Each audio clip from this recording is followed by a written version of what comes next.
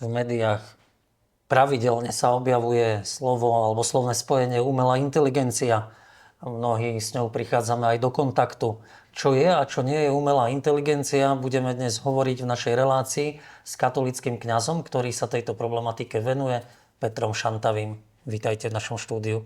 Srdečne pozdravujem a ďakujem za pozvanie. Čiže umelá inteligencia, keď počujeme takýto pojem, možno niekedy sme si vedeli predstaviť ešte roboty, ktoré fungujú samostatne, alebo z nejakých filmov to máme. Čo to vlastne je? Ako by sme to mohli vysvetliť?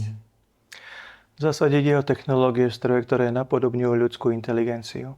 Sú to či už výpočtové, počítačové systémy, alebo niekedy robotické systémy, ktoré vykonávajú činnosti, o ktorých si myslíme, že sú inteligentné, alebo že treba inteligenciu, preto aby sme ich dokázali také konkrétne činnosti vytvoriť. Samozrejme, častokrát máme tú predstavu takú z science fiction, alebo z niektorých starších predstav, ktoré boli, ale ono mnohokrát je to veľmi, veľmi jednoduché. To, čo máme integrované v rôznych zariadeniach, ktoré používame ako technológie bežnej prevádzky alebo bežného použitia. Je teda takáto inteligencia umelá inteligentná? Alebo je to len stroj? Je to stroj. Od skutočnej inteligencie majú naozaj veľmi ďaleko. A ak teda by som aj prezumoval, že postupne vytvárame, alebo by sme vytvorili stroje, ktoré sú skutočne inteligentné, nielen napodobňujú ľudskú inteligenciu, tak ide o inteligenciu veľmi funkcionalistickú, úzku, ktorá vykonáva určité veci. Ľudská inteligencia je komplexná a naviac propojená aj v kontexte vedomia, seba uvedomenia. Takže ľudská inteligencia je niečo úplne iné, než to, čo napodobňuje ľudskú inteligenciu, alebo to, čo dokážeme vytvoriť ako strojovú inteligenciu. A čo ju robí takou výnimočnou? Tú umelú inteligenciu. Umelú inteligenciu. No, je to možnosť napodobňovať ľudskú inteligenciu. A pre človeka to môže byť veľmi také zvláštne, keď vidí, že stroj, ktorý má vykonávať určité inštrukcie a konkrétny presný program, naraz dokáže reagovať adaptívne, autonómne, teda samostatne, vie sa prispôsobovať, vie reagovať na ľudské vstupy spôsobom podobným človeku. Takže to je tá určitá výnimočnosť, ktorá pre nás ľudí znamená niečo taký psychologický, sociologický rozmer, ktorý nás oslovuje alebo presahuje tom, čo by sme nečakali od strojov. Je to pozitívny smer alebo skôr negatívny? Alebo pozitívny s rizikami? Podľa toho, akým spôsobom to uchopíme, ak teda sa vyberieme cestou, že hľadáme niečo viac za strojmi, ktoré fungujú podobne ako ľudská myseľ, a chceli by sme napodobniť človeka, tak je to dosť negatívny trend, ktorý zo sebou prináša rôzne riziká, psychologické dôsledky pre spoločnosť, zneužitie týchto systémov a podobne. Ale ak viem, čo ten stroj znamená, čo robí a kvôli čomu to práve takto robí, tak to môže byť veľmi obohajujúce a veľmi prospešné v rôznych oblastiach ľudskej činnosti. V rôznych oblastiach naozaj to veľmi pomáha. Napríklad, kde je takým najväčším pomocníkom? A najväčším, to by som si netrúfal povedať, ale veľmi silným pomocníkom je vo vede, v rôznych oblastiach, kde existuje kvantum neštrukturovaných dát, ktoré celé roky čakajú na to, aby boli spracované z rôznych vedeckých zariadení, z rôznych satelitov a tak ďalej, alebo aj dáta, ktoré máme v rámci medicíny. A tieto stroje to dokážu veľmi inteligentným spôsobom, v úvodzovkách, teda takto povedané, spracovať a ponúknuť relevantné výsledky, ktoré môžu byť podklad pre ľudskú činnosť, pre ďalšie ľudské konanie, rozhodovanie, bádanie alebo stanovenie diagnózy. Potom sú rôzne oblasti, v ktorých je umelá inteligencia veľmi nápomocná vo vývoji softvéru alebo v hľadaní chýb v kybernetickej bezpečnosti, ale aj v kybernetickej kriminalite. Takže to je oblasť, ktorá je veľmi široká a veľký boom zažíva umelá inteligencia v oblasti armády, vojenského nasadenia, silových zložiek a aj v súčasných konfliktoch, či už to bola Ukrajina, či to bola Gaza alebo Irán. Povedali ste teda, kde je pomocníkom a kde práve naopak, kde človeku umelá inteligencia nepomáha, alebo kde vidíte jej rizika? škodí vo veľkej miere v tej oblasti kybernetickej kriminality, lebo tam tieto systémy zneužívané dokážu byť použité na kybernetické útoky, na oklamanie ľudí, na vydieranie. Potom škodí v oblasti algoritmov sociálnych sietí, kde tieto algoritmy a umelá inteligencia sa podieľajú na rizikových faktoroch a dôsledkoch, ktoré sú veľmi škodlivé pre človeka a pre spoločnosť. A vnímam dosť veľký problém v oblasti nasadenia v silových zložkách. Či už sú to dohľadové systémy, ak sú zneužité napríklad autokratívnymi systémami, alebo potom vo vojnovom nasadení. Lebo armádne zložky minimálne tých veľkých armád mali už niekoľko rokov dozadu vybudované určité základné pravidlá, ako narábať, ako používať umelú inteligenciu v konfliktoch, prípadne vo svojich zbraňových systémoch. Ale prišli teraz skutočne 3 horúce konflikty Ukrajina, Gaza, Irán a tie ukázali, že ak ide o dosiahnutie určitého cieľa, tak všetky tieto pravidlá, guideliny ako keby padali a dokážu prekročiť aj etické rámce, len aby svoj výsledok dosiahli. Čiže keď my tak uvažujeme o tom, či nám v škole najmä pomáha, alebo študentom, ktorých aj učím umelá inteligencia, alebo či im to naopak škodí, tak jej dosahy sú oveľa horšie a väčšie práve v takýchto situáciách. V týchto situáciách, ale školstvo by som nevynímal z tej prvej línie, či už možností alebo rizik, lebo veľmi, veľmi záleží od toho, ako využijeme systémy umelej inteligencie. Ak ich necháme, aby boli používané bez nejakej regulácie alebo usmernenia, osvety, vzdelávania, mantinelov daných, tak potom tieto systémy sa dokážu podieľať na kognitívnych problémoch mladých ľudí, ale aj psychologických problémoch. Mnohokrát sa hovorí o digitálnej demencii, ako dôsledkov toho, akým spôsobom mozog prenecháva konkrétne činnosti kognitívne na vonkajšie systémy, na umelú inteligenciu, digitálne rozdelenie, ktoré je veľmi veľké aj v tejto oblasti, napríklad medzi tými, ktorí dokážu sa adaptovať na využívanie týchto systémov, väčšina, ktorá sa len väzie a nejakým spôsobom dokážu skôr participovať na tom, čo ten stroj za nich spraví, rôzne iné formy toho rozdelenia, odovzdávanie kompetencií strojom, strata kritického myslenia, digitálna hniloba, keď my vôbec si neuvedomujeme, ako tie veľmi silné vplyvy pôsobia na hladiny adrenalínu, dopamínu v mozgu a akým spôsobom potom sa tie mozgy mladých ľudí či už menia alebo iným spôsobom pracujú. Takže tam je veľmi veľké riziko, že tieto systémy sa budú podieľať na tom, že mladí ľudia nejakým spôsobom, alebo teda ľudia vo všeobecnosti degradujú a majú veľké problémy. Podobne tie psychologické rámce, strata zmyslu pre realitu, virtuálne vzťahy vytvárané, úplne relativizácia hodnot, ktorá prichádza vo virtuálnom priestore, kde už to nie je postavené na pravde, ale napríklad na odmenách, ktoré dostáva mozog cez dopamínové impulzy alebo signály vzhľadom na lajky alebo na spätné reakcie mnohých ľudí, na čo nie sme evolučne napríklad pripravení, naša ľudská nervová sústava, takže je tam dosť veľa problémov. Ale ak to správne použijem, ak dokážem dať aj tú osvetu, aj správne vysvetlenie mladým ľuďom, akým tam mám mantinely, ako to môžu používať, ak dokážem využiť to, že jednoducho v pravde to používame a ja jednoducho viem, že ak tie systémy umelej inteligencie u mladých ľudí nahradzujú ich kognitívne schopnosti. Ja musím určitú pridanú hodnotu, nejakú nadstavbu dať ako pedagóg, aby to, čo za nich spraví stroj, som potom vytiahol z nich, že oni to dokážu použiť napríklad, tak potom môžeme mať vyhrané, lebo tí ľudia sa naučia správne používať systémy umelej inteligencie a môžu to byť naozaj veľmi dobré nástroje a veľmi efektívne nástroje do budúcnosti pre ich či už kariéru alebo ich službu, ich fungovanie v modernej spoločnosti. Peter, čo sa týka cirkvi, venuje sa umelej inteligencii aj cirkev? Áno, venuje. A myslím si, že tá genéza je taká veľmi dlhá. Ak by som zobral nejaký mediálny svet alebo technologický, tak by sme mohli ísť o 300 ročia dozadu do konkrétnych dokumentov pápežov dobovo, ako sa konkrétnym veciam vyjadrujú. Pre mňa tak veľmi oslovujúci dokument je Redemptoris Missio, encyklika od svätého Jana Pavla II., kde on hovorí o misii v moderných areopágoch dnešného sveta. A jeden z tých, alebo ten prvý z tých moderných areopágov, kde tá misia, je to pozvanie cirkvi, je virtuálny svet so všetkými tými technológiami, ktoré kedysi boli len dobre jednoduchý internet, teraz sú to už systémy alebo algoritmy umelej inteligencie.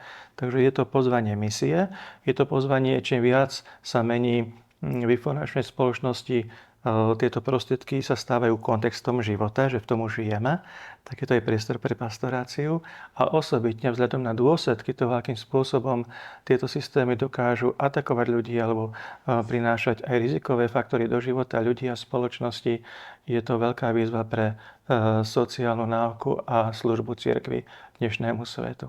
No a keď som teda spomenul Redemptoris Missio, nadviazal na koncilové Gaudium et Spes a Inter Mirifica v kontexte toho, akým spôsobom pôsobiť v modernom dnešnom svete. No a posledné roky sú už priamo zamerané na umelú inteligenciu. Rímska výzva pre etiku, 5 rokov už fungujúca platforma a aktivita cirkvi, ktorá sa snaží prekročiť cirkevný rámec vzhľadom na vlády jednotlivých krajín alebo veľké korporácie. Potom vyhlásenia pápežov, Antiqua et Nova, dokument dvoch kongregácií, dikastérií, ktorý je veľmi dôležitý pre uchopenie, pochopenie rozdielov ľudská inteligencia, umelá inteligencia a zároveň do akej miery je to súčasťou i toho, čo môžeme v Božom pláne správy tohto sveta a budovania Božieho kráľovstva naplňať. No a teraz najnovšie Magnifica Humanitas, teda uchopený rozmer umelej inteligencie nie ako primárny aspekt, ale ako niečo, čo má byť v službe človeku, ktorý je pozvaný, aby cestu vykúpenia naplnil a Boží obraz sa by v sebe nestratil. Nepošliepal iba i tým, čo môžu byť rizika alebo zneužitie systému umelej inteligencie.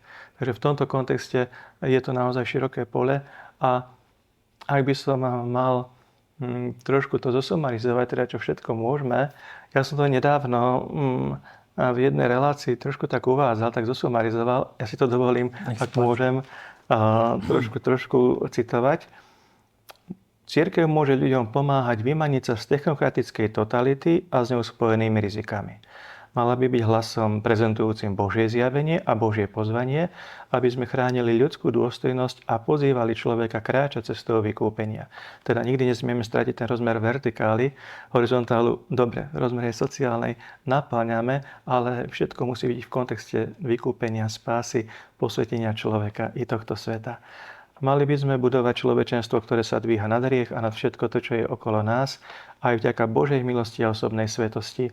A preto potom samozrejme cirkev môže prispieť aj šírením osvety a vzdelávania v oblasti etiky využívania umelej inteligencie. Tu máme veľké možnosti. Etika vo svete a vzdelávaní, to, akým spôsobom ten hodnotový systém môžeme pretaviť do využívania týchto technológií. V charitatívnej oblasti pracujeme na zmiernení digitálneho rozdelenia, aby neboli tí, ktorí sú marginalizovaní či chudobní, na základe svojho technologického deficitu využívaní, zneužívaní či vykorisťovaní. Toto je jeden z veľkých problémov moderného sveta a technokratickej spoločnosti, práve táto marginalizácia a digitálne rozdelenie. A tam sociálny hlas cirkvi môže veľmi veľa znamenať pre ochranu tých, ktorí takýmto spôsobom môžu byť obeťami i moderného sveta. A napokon oblasť vojenského využitia je veľkým pozvaním pracovať so všetkými ľuďmi dobrej vôle na mierovom a etickom využívaní systémov umelej inteligencie. Cirkev sa veľmi angažuje i v mierovom úsilí a umelá inteligencia i v modernej vojenskej oblasti je dôležitá téma, aby to mierové úsilie bolo účinné alebo malo perspektívu, že sa naplní. No a zároveň i vzhľadom na celý ten potenciál eticko-hodnotový, ale zároveň aj technologický, ktorý cirkev v svojich konzultáciách má, tak myslím si, že sa vieme veľmi dobre podieľať na formovaní regulácií a usmernení. Či už z partikulárnych alebo celosvetových, preto aby systémy umelej inteligencie neohrozovali, neobližovali, ale boli dobre používané. Peter, takže Ako mám ja, obyčajný človek, pristupovať k umelej inteligencii? S opatrnosťou, s prezieravosťou nejakou? Ponajprv, mhm. Ponajprv na základe aspoň základného poučenia. Je dobré, aby sme aspoň tú základné informácie, základnú osvetu mali a vedeli teda, že čo tie systémy znamenajú, že to nie je žiadna skutočná inteligencia, žiadny vedomý stroj, žiadna konšpirácia za tým nie je, jednoducho ovocie technologického pokroku a vývoja tohto sveta a všetko to, čo konáme, keď sme dostali tento svet, aby sme ho spravovali, užívali, zveľaďovali, dostali sme rozum, slobodnú vôľu, aby sme takto konali. Takže tá základná osveta, to ako základný rámec a vnímať to ako nástroj a prostriedok, ktorý môže chybovať. To znamená, používam nástroje, ako aj v inej oblasti.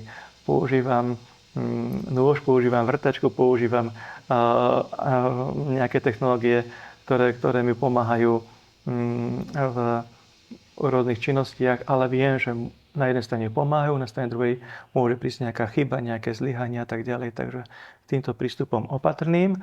No a k tomu by som ešte doplnil to, že asi najviac to všetko smeruje tej otázke, ako sa postaviť k tým systémom, ktoré najviac sú medzi verejnosťou známe. To znamená tie generatívne systémy, či už ChatGPT, Gemini, Copilot, Grok, Claude a tak ďalej, hej, kde toto asi najviac tak rezonuje medzi ľuďmi, ten rozmer ich inteligencie. No a tam je veľmi dôležité si uvedomiť, že tieto nástroje majú osobitné rozmery zlyhania, okrem tých všeobecných rizík umelej inteligencie, osobitne teda v halucinácii, v halucinovaní alebo v čiastočných výsledkoch, polopravdách, problémoch s bezpečnosťou, integritou dát a tak ďalej. A tam treba vedieť to, že tieto nástroje potrebujú človeka, ktorý ich vie správne používať a vie ich kontrolovať. Takže ten výsledok, ktorý mi to ponúkne, ja viem určitým spôsobom uchopiť, sa nad ním zamyslieť. Nie ho bezhlavo prijať a na základe toho potom stávať.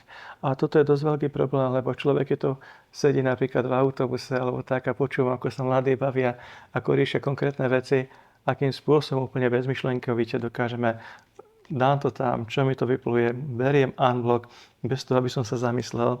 A toto je tendencia, ktorá je veľmi nebezpečná. Takže čiže umelá inteligencia je skôr nepriateľ alebo priateľ? Ja sa vyhýbam personifikácii. Je to jednoducho technológia. Je to technológia, ktorá, ak teda to zoberiem z tohto uhla pohľadu, tak je v zásade indiferentná. A záleží na mne, akým spôsobom ju použijem, alebo akým spôsobom sa nechám aj ňou ovplyvniť. Takže či ju použijem na dobré alebo na zlé, prípadne či ju využívam, alebo sa s ňou nechám manipulovať a ovplyvňovať. Dobrý sluha alebo zlý pán. A k tej indiferentnosti ešte malá poznámočka. Zaznelo to aj v encyklike svätého Otca na margo tohto, že tie technológie sú technológie, teda ako indiferentné, ale tá určitá miera neidentiferentnosti tam samozrejme môže byť vzhľadom na to, že tieto technológie sú trénované, pripravované ľuďmi, ktorí majú určité zázemie, určitý základ, ktorý týmto technológiám dajú, aby sa na tom natrénovali, naučili určitý uhol pohľadu, ktorý tam preferujú. Takže vzhľadom na to, že napodobňuje ľudské myslenie a ľudské správanie alebo ľudskú inteligenciu, tak tieto technológie môžu mať aj určitý posun, ktorý môže byť pozitívny alebo negatívny. To som myslel v tom, že teda nenechať sa tým ovplyvniť, lebo tá technológia môže mi podsúvať konkrétne veci, ktoré ma môžu viesť k závislosti, k manipulácii, k sociálnym bublinám, k relativizácii pravdy a podobne. Takže môžu tam byť takéto riziká, ale teda v tej opatrnosti, keď sa na to pozrieme a to použijeme, môže to byť veľmi dobré. Ja to osobne pri zachovaní opatrnosti považujem za nástroj, ktorý, ak správne používame, tak môže sa využiť na veľmi veľa dobrých vecí pre zdravie, pre rozvoj spoločnosti, pre zabezpečenie základných hodnôt, pre službu tým, ktorí sú núzni, slabí a tak ďalej, pre budovanie niečo, čo je lepšie a čo môžeme veľmi integrovať, zahrnúť do toho, že sme pozvaní, aby sme Božie kráľovstvo budovali. Takže, drahí naši diváci, s opatrnosťou. Peter, ďakujem vám veľmi pekne za tento rozhovor. Ďakujem aj za pozvanie a všetkým prajem požehnaný deň.